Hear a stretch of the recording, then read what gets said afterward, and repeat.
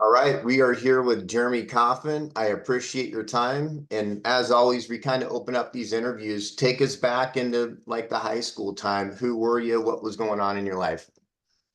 Okay. So I was living in Littleton, New Hampshire, small town up in the White Mountains. I was 17 years old. I was a junior in high school. I was about to start my senior year. Actually, it was the summer had just started, and I had a friend who had just joined the infantry the year before, so I thought it was cool. I knew I wasn't going to be able to afford college, and my grades weren't great, so I started thinking about the military. Started talking to recruiters, and then before I knew it, they told me like, "Hey, you could sign up and do basic training before you even start your senior year of high school," and that's what really got me interested. So we um, started with that. Went on a couple of weeks. I had to fill out some paperwork, do these physicals, and then take a drug test. But by then, it was too late to do the basic training. Hmm. So ended up doing what was it? It was a 4 week physical like training assessment I did. It was like outside of it, and then I had to wait until after my senior year to actually go to basic training. But before that, I had already joined. So I was already joined. I went to basic 2 weeks after I graduated high school. I was on the bus. That's not a lot of time to No, enjoy any adulthood. no.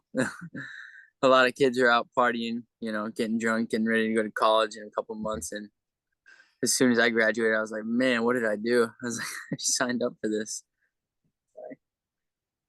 Sorry, I got the sensor on. Yeah. But yeah, so I joined. I got out of high school, partied a lot with my friends, until I knew I had to leave. I had one friend. So I forgot to say that we joined together.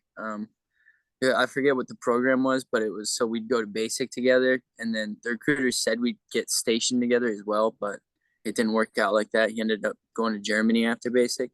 Well, Um, but we were kind of hanging out together. I ended up leaving a couple of days before him. So I got to basic like I ended up sitting there a week early, so I ended up having to go to like Hell Week twice or whatnot. It was it was fun. Um, but yeah, it was rough. It was a complete shock when I went into basic training because I was just this 119-pound kid in high school, not strong at all. It was a shock, especially being yelled at like that, and I just wasn't expecting it. It was completely different than anything I had expected. And as soon as I got there, they're like, "Oh yeah, you're gonna be doing route clearance and looking for IDs and stuff." And I was like, "No, no, that's not true. My recruiter told me I was gonna be building stuff. He said I was gonna be a carpenter." So I guess that wasn't true. not even close. No. So what else was it you wanted me to go Well, over? Kind of. just keep walking us through your journey. So you're at AIT at this point. I'm assuming for you, Fort Lewis was your first duty station. Just kind of walk us, what was it? I mean, is that the case? Was Fort Lewis your first duty station? What was that like to arrive there?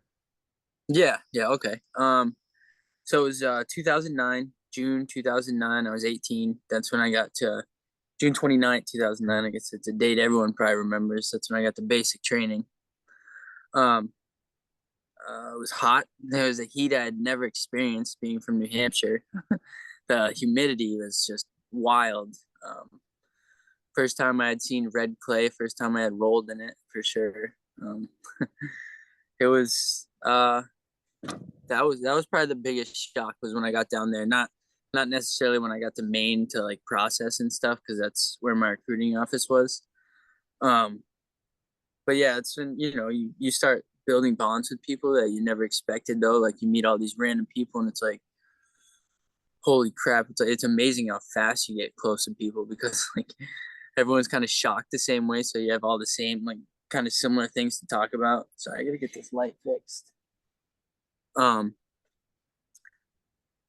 yeah, I don't know. So basic for me. trying to think of what my first memory was. There was so much when. Well, take us to when did you arrive at Fort Lewis? When did I arrive at Fort Lewis? Yeah. Yeah, it was in 2009. It was in the summer. It was very hot. Oh, Fort Lewis. I'm sorry. It was right after AIT. So I did AIT directly after basic training. I did the 8 weeks, and then it was the 6 weeks right after of the AIT. That was when I first learned, how to do the digging for the devices, how to go in the prone, and that was when it really clicked that I was like, oh crap, I might actually have to deploy and do this stuff. Constantine wire, I'd never understood. I had never really had a grasp on the actual military. I had never really known how much it required. Like I was like, oh, people just go and do this and like pay for college, and I never thought in a second like, oh, I could actually deploy. But when I got to Fort Lewis, that's when I was like, I knew that we were going to deploy pretty quick after I got there. And I had seen other units deploying. Plus, at that point, my friend that had joined the year before me was in Iraq. So that's kind of when it really started sitting in like, I really got to pay attention and focus. And yeah, it was October 16th, 2009 was when I got to Fort Lewis. So October. sorry, go ahead. No, I was just saying, yeah, October 16th was the day. I'm curious with you, you're 19 at this point in time. Mm-hmm. So you had not expected to deploy and you get to Fort Lewis. What's 19-year-old you thinking about a deployment? I mean, how do you visualize it in your head? How concerned are you about this? When you put it like that, it's actually kind of crazy because at that age, I don't think I was that worried. Like, I know it was a shock and everything. It was more of a shock of like, oh crap, I can't go to parties for a year. I can't like drink or something for a year. It wasn't like, I don't think I was actually scared of like gunfire and the fights and stuff like that because it just, I don't know. I was, I guess, so confident in us and like what we were being trained and like I don't know. I felt safe, I guess, at that point. But I mean, in the back of my mind, I was obviously scared. Something that the unknown, you never know. Um, but yeah, it was a lot of emotions. I know I didn't deal with it great back then. I was so young. I didn't have the tools really, I guess, to mentally process it. So I did a lot of drinking, a lot of drinking, a lot of partying, I guess, right in the barracks. A lot of it was just a lot of it kind of just I don't know, it was a lot of blackout before we deployed. Okay. I mean, What, keep right going. before. Okay. Sorry. No, you're good. You're good. This is your story. But with the training you got, you had mentioned you were really confident about the training you got and everything. Do you remember any of the training and do you felt that you were prepared to go on this deployment? Yeah, I remember we used to go on field prompts and stuff. I remember uh, the first time I remember having a lot of confidence was when Sergeant Altoff came in, uh, became our platoon sergeant. It was the first time I had a platoon sergeant actually like talk to me. Like before that, I feel like they would just kind of like talk to the squad leaders and the team leaders, and aside from that, they'd just leave the soldiers alone. Um, but Sergeant Altoff, I remember the first week it was there, he like took us to the little gym area across the uh, from the 22nd across the street there, and he sat us all down and he like wanted to get us to know us one on one, and that's when like after that we told him what we wanted to do, and it was like that day he instilled like a confidence, like I don't know, it's like what I said was heard for the first time, and from then on he like actually took what I said and like started training us on it. Like we went to the field, I'm pretty sure later that day, and we were practicing probing for mines and doing mine drills and stuff with I can't remember what the name of it is now. Um, but yeah, no, I loved going to the fields. I loved doing field prompts. I loved being out there digging trenches sometimes. I didn't like doing it in Missouri because it was always raining and shit. But I also learned a lot, I guess, doing when we were working with what was it called when we had to train the officers out there for like Oh the 3 man, Warrior Forge. Warrior Forge. Yeah, that was before we deployed too, and that I learned a lot during that. Being out there, oh, that was terrible, huh? That was. Hey, we got back at like 7 or 8 o'clock every night, and then we had to be on the carts at like 2:30 in the morning. Mhm. It I was remember wild. those days. Oh God, like 3 months straight. That was yeah. There was a lot of training in that, I guess, every single day. Um, man, I forgot about that. It sucked. I guess that's where I get a lot of my training actually, because I was always in full kit, always out there prepared. You know, you always had your weapon, so I was cleaning my weapon a lot. Mm. Um, Plus the LT I had on my lane was really like big into like training and being prepared to really test the troops, the training ones that were coming through. So, um,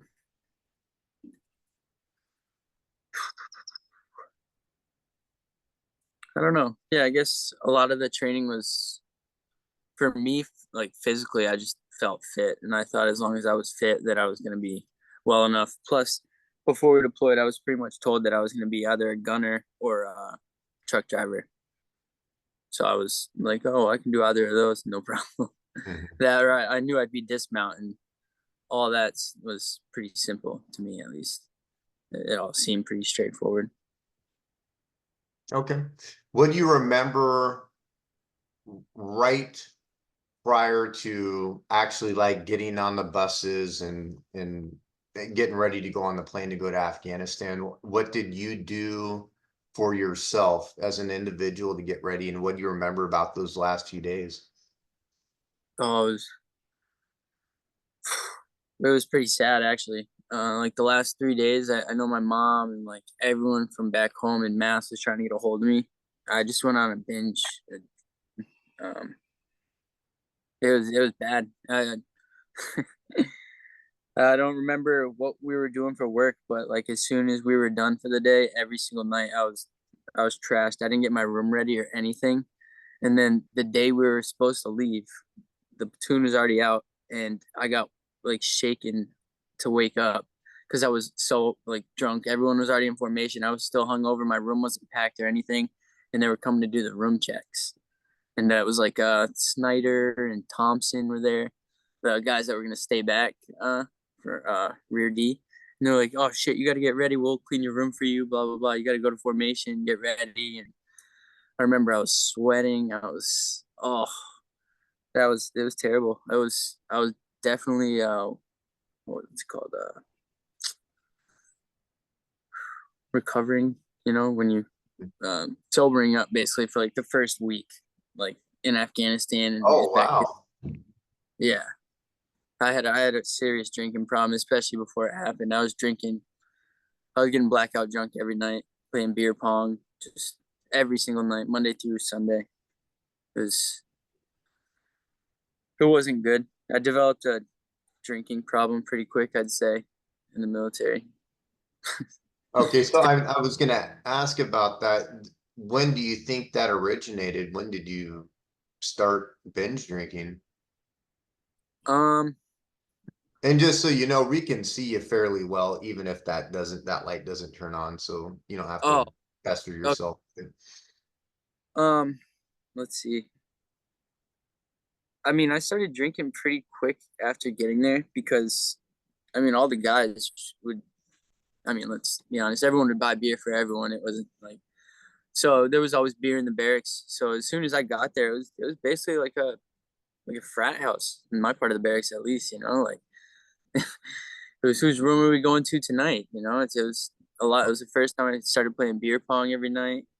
Um, yeah, I don't really want to like drop names, but we were just always playing beer pong, and so the barracks, it was. I started working out a little bit, going to the gym a little bit after, you know, when I first got there, but soon after it was just too easy to go to the barracks and everyone would just be drinking right after work, and then so I'd say it was within a couple months of being there, I started to like drinking a little more than I should have, definitely more than I should have, but I was so small, my metabolism was so quick, and I could just get up like that, no problem anyways, drunk or not. Well, not drunk, but hungover or not.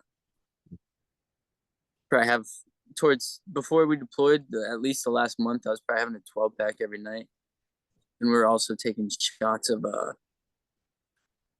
whatever was supposed to replicate Jack Daniels, but cheap. I don't know what it was Okay. called. So but this drinking, this wasn't necessarily associated with the deployment, like anxiety of deployment. It's just kind of the culture you're living there.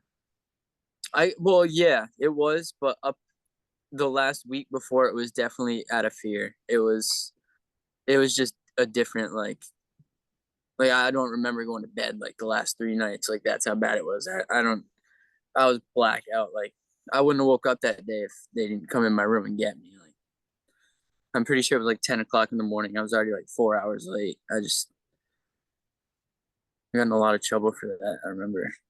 Got smoked, but I mean, on one hand, I'm hearing you say earlier, your 19-year-old self, which I'm really curious about how this evolves, this story, and that's kind of why I'm needing this out a little bit about, you're not concerned about deploying. You were just you were fit. You're more concerned about the things you were going to miss out on. But here we are 3 days before deployment, and you're getting, it sounds like you're drinking more out of that. What are your concerns at that moment in time? What has the deployment become in your mind 3 days prior to deploying?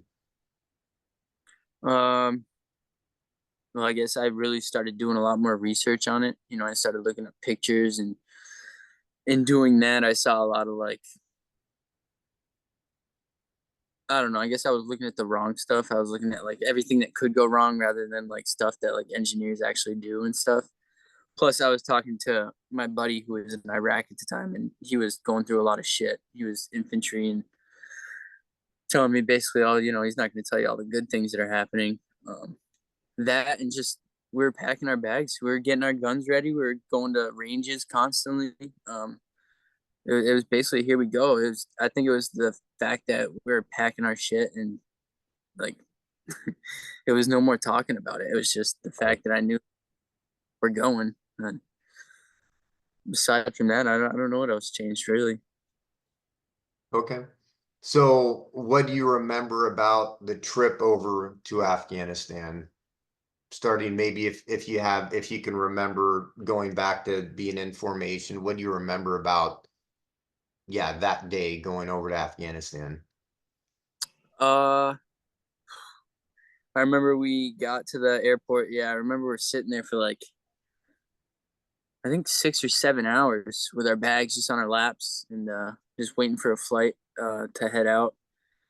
Um, I don't know exactly what time we flew out, but once we did, we went to we went and we got on a huge plane where there was plenty of seats. It was to go to Germany. I can't remember exactly where we flew out of, but I remember when I was in the line, like I told you, I was still really hungover. I kept like passing out and like waking up. And then before I knew it, yeah, we were on that big plane and it was huge. I remember we had like everyone had like a row to themselves. It was like 4 seats and 6 seats and 4 seats, or maybe it's just not as big as I thought, but back then it was. But so we're on that plane, and then once I was on that plane, I remember like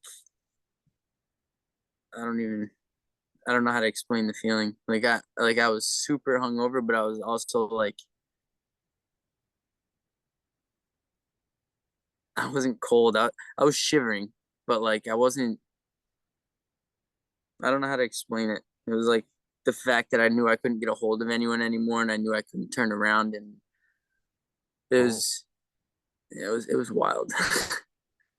um, and then yeah, as soon as we got to Germany, I called my mom and stuff, and kind of broke down a little bit about like how I didn't talk to her and how I kind of blew her off the couple of days before. I wasn't really talking to anyone. I was just in my head and just drinking mostly. Um, yeah, I remember we got to Germany, tried making a couple phone calls, and it was super expensive. Everyone else that wanted to use the phones, I remember a lot of the guys were laughing because of the urinals. We were like looking at each other pissing or something. Um, but then yeah, I remember from there we went to Uzbekistan, and then we went to Kuwait. I'm sorry, and then from Kuwait we went to Uzbekistan, and then wait, was it Sure. Urgistan, Mm. Urzikstan? Yeah. Yeah. So that was the first place I really remember getting off the helicopter, and it was just extremely hot. I remember they had us grabbing cases of water and carrying them, and I think I had my kit on, and it was 100 and something degrees, like it was every day, and dry heat. But I was never good in the heat. I've always, like I said, been up in the mountains and shit. So I was drenched by the time we got off the helicopter, and I just knew it was gonna be miserable the whole time we were there. That was it was It was a desert. I don't know. It's hard to explain. It was the first time I'd ever seen a haze like that, and like actually see the heat in the air. And plus, you got the heat of the Chinook blowing right on you too, and it just makes it 100 times worse. But yeah, I remember landing there, and then we're all getting our bunks in the tent, getting ready to go to bed, and like no one can sleep because everyone's hot, it stinks in there. No one wants to fucking. No one knows what's going on. There wasn't any service. Oh, man, I don't know. Sorry, I should have thought about this a little bit more. It's Oh, a there's long no time. need. A lot of memories are going to come up from this, and that's really common. People will be like, "Oh yeah, I totally forgot about this." Just like I, I want you to keep doing what you're doing. Just be present in the moment. Try to go back to those memories and just keep walking us through. Hmm. I was gonna say I did remember back in basic training when I was getting ready to go on the actual bus to the boot camp. Mm. Um, I was so scared that I was standing there and I didn't bend my legs at all, so I passed out while I was standing. And then yeah, I like woke up and they're like, "Just sit down for a sec. Just sit down for a sec." So I sat down, and then that was the first time that ever happened. But yeah, back to that. Yeah, so I remember the next day we were getting back on the Chinook. We had to pack all our bags, and just standing out there on the pad, I was like, what the heck did I get myself into? This is ridiculous. Like, what are we doing here? This makes no sense. I just, there was nothing but questions that day. I couldn't figure out what the hell I was thinking. Um, but yeah, then I got in there. I felt sick. I felt disgusting. Um, but we landed, we got all our stuff in, and then we were in those huge tents. It was like 200-man tents in Kandahar, um, double bunks. So we went in there, and we were there for like, honestly, I feel like a week or two. I'm not sure exactly how long, but it was a minute before we actually went to Pasab.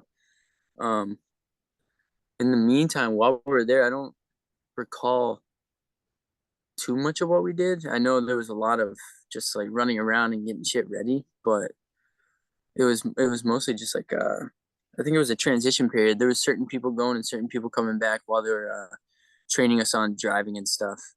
And I remember I was one of the first guys to go because I had to um, practice driving the routes with the whoever we took over. I can't remember the exact unit. It was I don't know. Sure, someone does. um, but yeah, so we got there. When I got on the helicopter to go to Kandahar, and we were flying, that was the first time I actually like could see out, and I saw the ground, and I saw the mountains, and I saw like the villages and shit. And that was probably the biggest shock of my life, like seeing that, because I had never seen anything like that before. It was Mm. huge to see all that, and like not see any houses or any trees or anything like that. And I lost my mind. And I remember I got sick. I had to take my Kevlar off, and I puked in it. But I don't know if that was because of the pressure or what it was. But like I said, I was really bad with the heat, so I was puking a lot when I first got there. I had to drink a lot of water, probably part of the drinking as well. Um, but yeah, that was pretty much the whole journey to there. And then, yeah, I remember we were landing there. We got out, and then from there we just basically put all our bags in a pile. Um, and then we were kind of introduced to where our tents were going to be. And then from there, Sergeant Simcoe went and, oh, yeah, we had Sergeant Simcoe. That's right. Sergeant Simcoe went and pretty much decided where the tents were going to be, who was going to take what. And, Sergeant Fuller and all them went with him. And from there, we started going on a route. So I want to interject real quick. It's really important for you to share what platoon were you in for this deployment?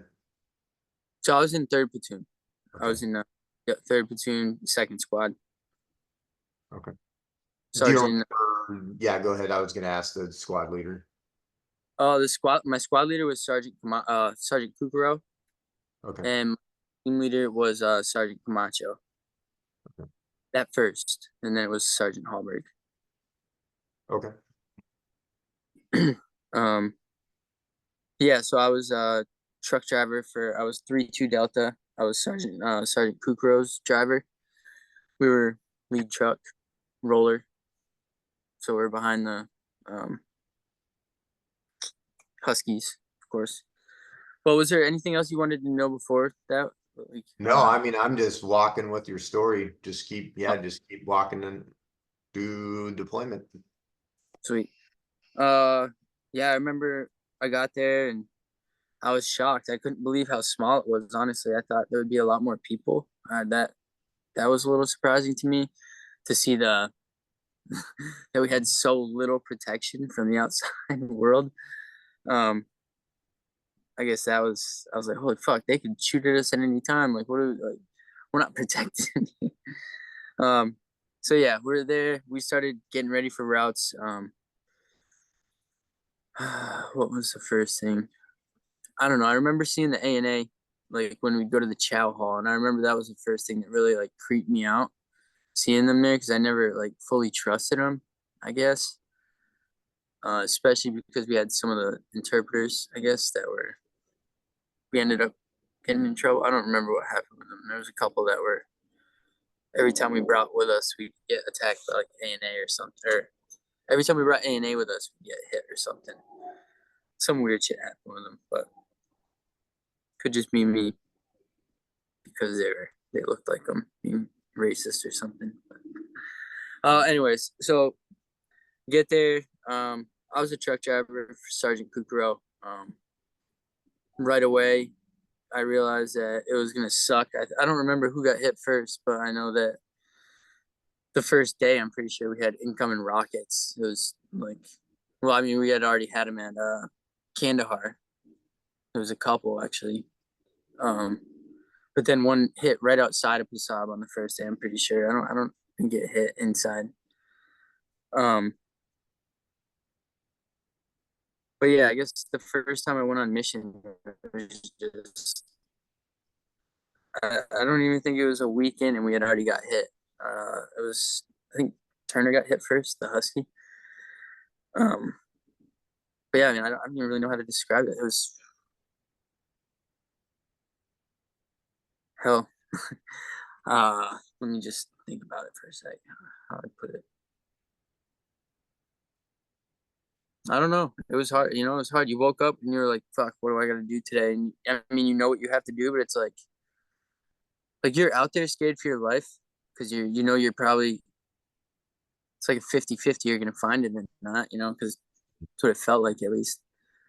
So it was tough every day. Like you'd be scared and shit, but it's like you'd have so much adrenaline, but at the same time, I could fall asleep while I was driving. Like I'm out there supposed to be looking for IEDs, looking for tripwires, trash, anything, and here I am. I can barely keep my eyes open. Like after like 8-10 hours on mission, and I'm like, I'm a lead truck. Like I'm supposed to be helping people behind me, and I can't even stay awake. And I remember Sergeant Kukuro had one of those wands that police have, and I fall asleep and he'd be hitting me on the Kevlar with it, like, wake up. It's funny. But yeah, I remember the missions were long. I just remember fucking AC going out all the time. It was hot as shit. I remember the first week I was there, I had to ask for like 2 days off because I had heat rash so bad from the back of my knees all the way up to like halfway up my back, like to the point where I couldn't even sit anymore. like half the time during deployment, I sweat so bad that I had to sit on my leg. I'd either be sitting on my right leg or my left one, which is terrible because I really hit one time when we got hit, but it's gotten a lot better since. But like the heat on my ass, and oh my god, it was. Now that I think about that, that was one of the worst parts of deployment, the fucking heat rash. And I got heat rash so bad over there, and they said it was something in the sand that now I still have it. It's like almost like a ringworm, but I have it on my claim. I just don't know what they call it. It's something. It's not there all the time, but it comes back, especially with the heat and shit. Comes on my feet too. It was real bad in Afghanistan. It started with my boots. I don't know. I think it was mostly the heat and then just the sweating and the mixture of everything, just not being able to be as clean as you could, even though I'm a pretty cleanly person. I like to shower and stuff, but so yeah, there was that. That was the first thing that really started bothering me, I guess, was the heat and knowing I had to keep going on mission because I was so uncomfortable. I couldn't get comfortable with my gun and all that. So after we got that sorted out, it wasn't too bad. It was just after that, it was like it felt like every other day we were going out, we were getting hit or someone was getting hit, and if we had a day off, we were getting called out for QRF because another platoon got hit, or I don't know. It didn't take long to realize like it wasn't a game. I guess like I knew we were gonna see action, we were gonna see gunfire and shit and stuff like that. I didn't think we were gonna be literally running over fucking bombs. I didn't think we were gonna be like dummies, like test dummies. Like that was, yeah. I just looking back at it, it was so fucking stupid. Like there's so many better ways that shit could have been done. Like that, I don't know. I guess everything happens for a reason. But uh, let's see. During deployment, I mean, I know what happened during deployment mostly for me, but it's like, yeah, I don't. The shit I do remember, it's mostly, I guess, just depressing. Like I know I had a couple tiffs and shit with like my team leader and stuff while I was over there, so I had to change team leaders because I was getting harassed all the time. Like I'd get off mission and then I had to. It was I didn't get to rest ever. I was always. I don't know how to explain it. I don't want to shit talk anyone, so I'm not going to. But the worst part for me was definitely that when like even after mission I never got to relax. I never got downtime. It was always Coffin, go do this, Coffin, go do that, Coffin, go clean this truck, Coffin, go do that. Like it got to the point where I had to complain about it several times. And at one point I ended up walking out of the tent and like two team leaders came looking for me because they wanted to make sure I was okay. And that exact night we changed my team leader. That way I didn't have to put up with it anymore because they realized that I was being treated unfairly a lot of the time. So after that, it got a little bit better, but it was still fucking, it sucked. I remember trying to talk to my mom, trying to buy phone cards over there and shit, and like spend like $50 going across to the little A&A place where you weren't supposed to go because they had the little shop like little shop thing there. I used to go buy the phone cards and stuff. They were like $50 and you could send like probably 10 text messages. What It a was deal. crazy. Seemed worth it though at the time. Well, it is to have that communication. Yeah. Um, yeah, because we'd have our internet would be down a lot. You know, when it wasn't down, it was real slow if it did work. At least in my tent. Um, man, it's hard. Do you have any questions? It's like Yeah, it's so let's do this. Let's take our first break okay. and yeah, let's take our first break at this point. Okay. Okay, we're back. Go ahead. All right. So I guess one of the biggest first memories, while being out on mission was after I was having a hard week. I remember the heat was beating my ass. It was right after I mentioned I was dealing with that heat rash on my ass, so it was basically impossible to get comfortable on mission. We were going on a route that had been red a couple of weeks, but it had, I don't remember exactly the terms, but it had cooled down, so we weren't too concerned. I was lead truck that day, and Sergeant Kukro was there was an expanded star cluster in the middle of the route, and I was looking at it, and I looked at him, and I was like, "What should I do?" And I had the rollers. He's like, "Fuck it, just roll it." And he just must have known because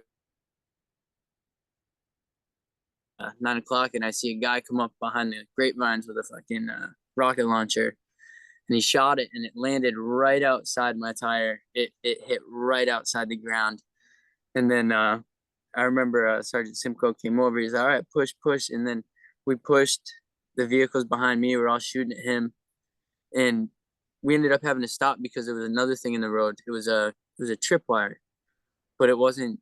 It was just a hoax or whatever. It wasn't real, just like the star cluster. It wasn't actually anything. It was just to get us to stop. Because as soon as we stopped there, we started taking fire from the other side. It was a little bit further up the road as we went. Basically, so there's two traps to get us to stop. So we are sitting there. So yeah, the first one just barely missed the tire. I think they were just trying to stop the front truck because they had us right on a corner too. Um, so yeah, I don't know if we got that guy. We never confirmed it, but I know they laid down some pretty heavy fire. He never got back up, but we kept taking pop shots from the three. I don't think we ever figured out where they were coming from, but eventually Sergeant Simcoe just said push through. And I remember we got to the fob, and Sergeant Simcoe came up right up to me because he was like, "I wasn't supposed to go on this mission." He's like, "Are you glad you went today?" He's like, "You would have missed out." And I was like, "Yeah, I'm super happy I was here. I'm glad I was here for this."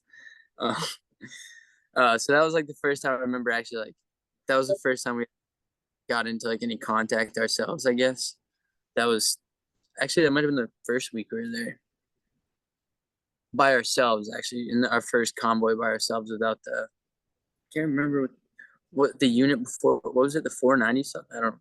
I'd have to go check. I don't know offhand.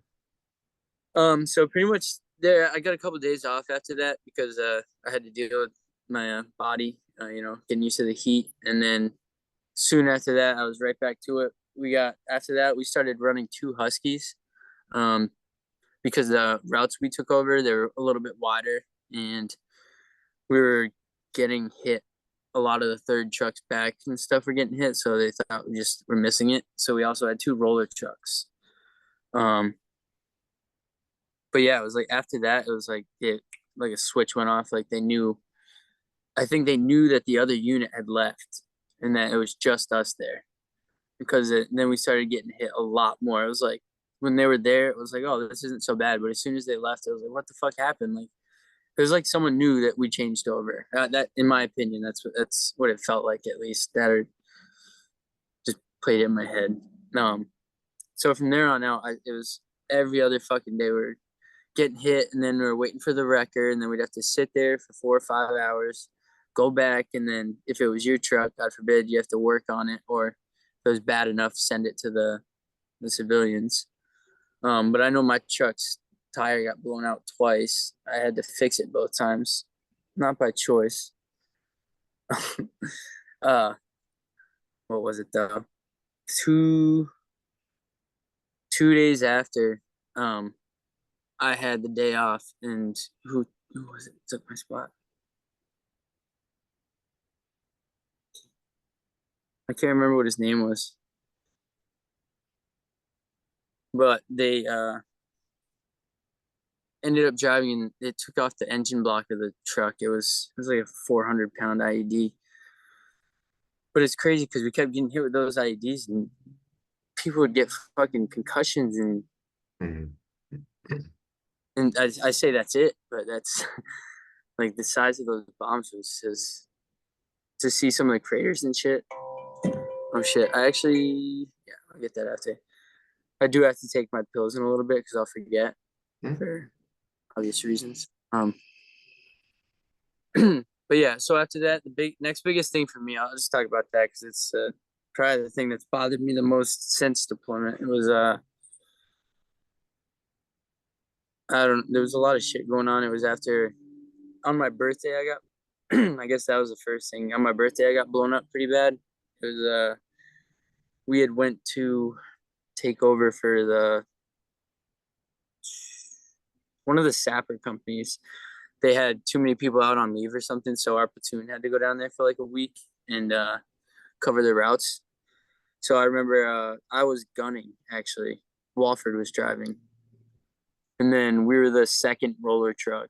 And I don't know what happened. I know I had the dog in my truck. We had a dog that day because there was a lot of command wire, and we planned on doing some sweeps, but we didn't even get to that point. And yeah, I don't even think there was a warning. We just got hit, and then I remember a dog like flying next to me, and then I remember around, and that was the first concussion I got, and then that was my 21st birthday. It was my 21st birthday. um, yeah, I remember it sucked. We only got that day off, and then we had to go on mission the next day because we weren't obviously at Passab. We were at I don't remember what it was called, but I know I went there for Puma school as well. Um, anyways, yeah, so we got blown up, and then I just remember that dog next to me, like slow motion, and then like yeah, I remember they were pulling us out. Like we had to wait a half hour because it was a secondary they found. And then once they well actually we had to wait. It was like 3 hours because they found that, and then we had to wait for EOD to get there. And then after they cleared it, we got in the Buffalo, and I'm sitting there, and I remember fucking Sergeant Niehaus closed one of the hatches in the Buffalo because they were smoking cigarettes or something. I wasn't paying attention, and I fucking damn near shit my pants, and all the guys in the truck are laughing at me because I was like, oh, you didn't just get fucking blown up? They're shitless, and they're all just laughing. I was like, oh, I'm glad you guys think it's funny. Like, but I mean, by that time they had already been hit multiple times. Um, so yeah, that was the first time that really sucked. After that is when I started, I'd say, having night terrors for sure that I noticed. Because I'd wake up and my bed would just be soaked. Not bad piss or anything, but like my clothes would be soaked. I'd be drenched with sweat. I'd wake up a couple nights screaming because guys would wake me up and be like, "Yo, chill out." I'm like, sorry, I didn't.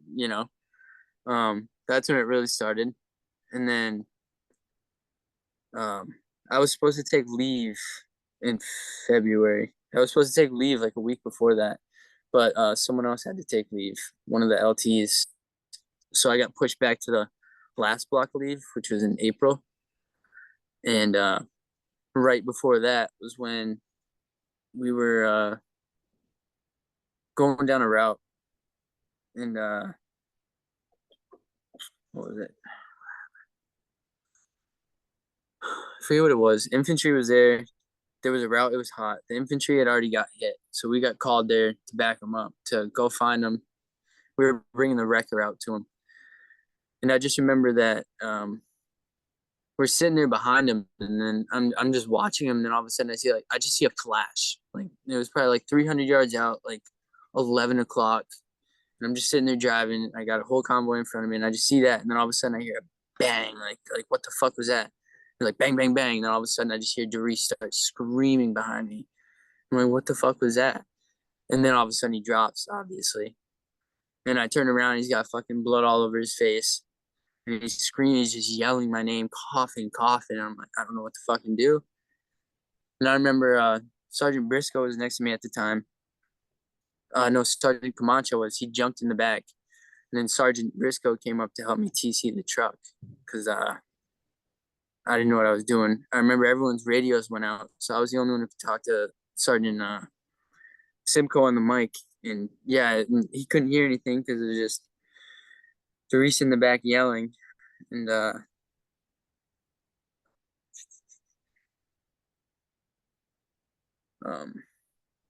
sorry, one sec.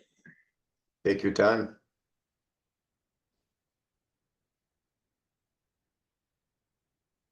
I just remember, yeah, he just kept yelling my name and couldn't really do much. So I had to turn the truck around and we had to get him medevaced. And we were sitting next to a fob, and there wasn't really any room. There was a culvert right outside the fob that was like 10 feet deep. And then I had to drive past these trucks, so I ripped off my RPG cage driving out of there, and we picked up a captain medic on the way out too because Reese was losing so much blood. The bullet ricocheted and it went through his cheek and it took off his fingers and his thumb. Um, but yeah, I just remember like doing that and driving back, and honestly, it was like people kept yelling, but I don't know how to explain it. Sorry, I get all flustered.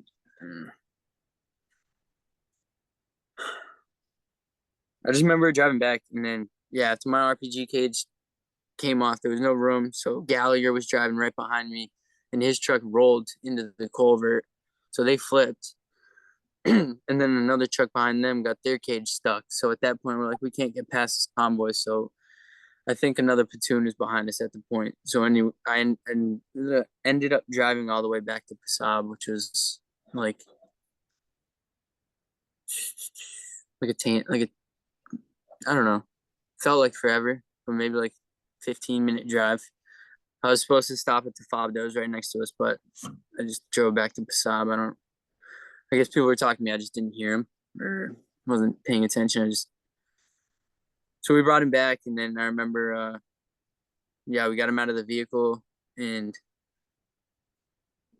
First Sergeant was there, and Captain Lau was there, and they were trying to help him out, and they were taking pictures and shit. And then, yeah, there was another sergeant there who's a medic. He was helping. He was covered in blood. He was from the medic. He was from the truck, the convoy as well. Can't remember his name. There's But I Parker and remember the truck. Marvel. Marvel. Wait, no, wait. What was the other one? Parker. No, it wasn't Parker. Um, it was a bald guy. Can't remember his. He was only there briefly. He wasn't there the whole time. But I just remember he helped that specific incident. But after they air vac him, they were like, all right, you got to get back. So we had to get back in the trucks and we had to go back out there. Well, what killed me about that and what still kills me to this fucking day is I never said anything. Like, I didn't, like, I saw that flash and I'm pretty sure that's exactly what it was. And I never opened my mouth or anything. And I think about it all the fucking time because I think it was a sniper shot and I just never opened my mouth. Because as soon as I saw the glint, it was exactly when it hit. And I was so fucking scared back then that I didn't say a fucking thing about it. I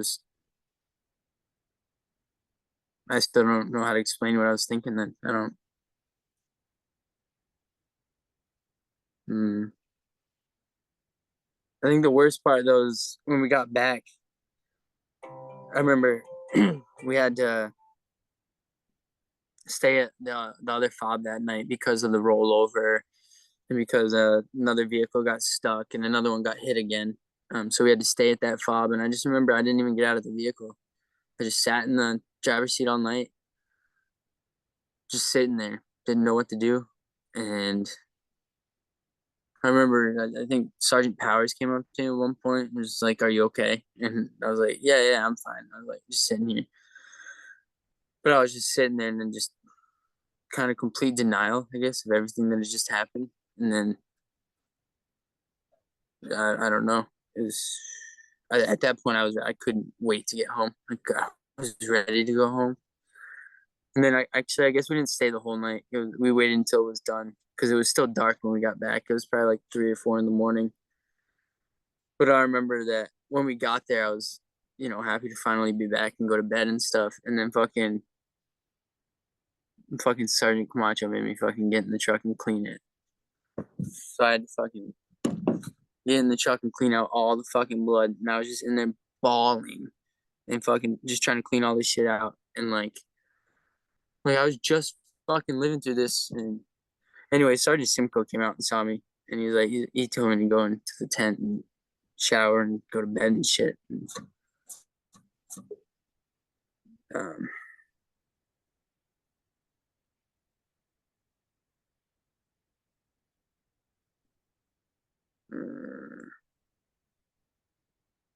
I don't know.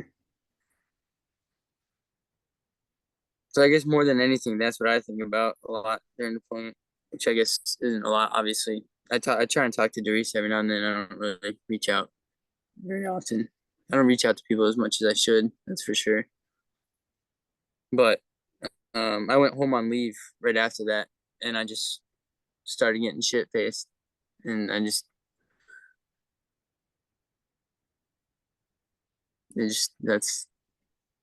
how it ended. I never went back. I came home on leave, and I just kept getting shit faced, and they ended up putting me on rear D because they said I wasn't fit to go back, which isn't true. I was just an alcoholic. I was just drinking. But so that was after. So I went home on leave, and then after leave, I ended up having to drive up to New York and stuff, and then they sent me on a plane back to Fort Lewis, and basically I was depressed for the next 10 fucking years. I was an alcoholic. I was drinking. I got sober 5 years ago, but to cope, I just drank. Yeah, obviously treated like shit by a lot of people when they got back, which totally expected and totally fair. And but it was such a like that happened a week before I went home, which it's I just feel like I didn't get any. Um, I definitely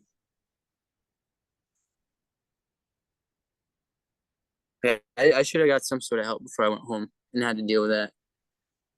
And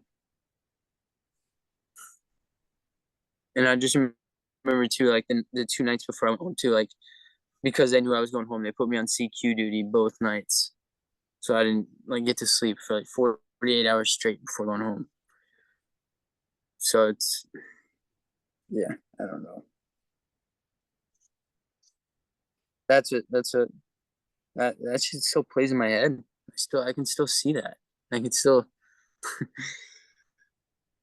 But I know you said you're still going to counseling and stuff too, and so am I. I still have mental health. I go to the vet center too here in Mass.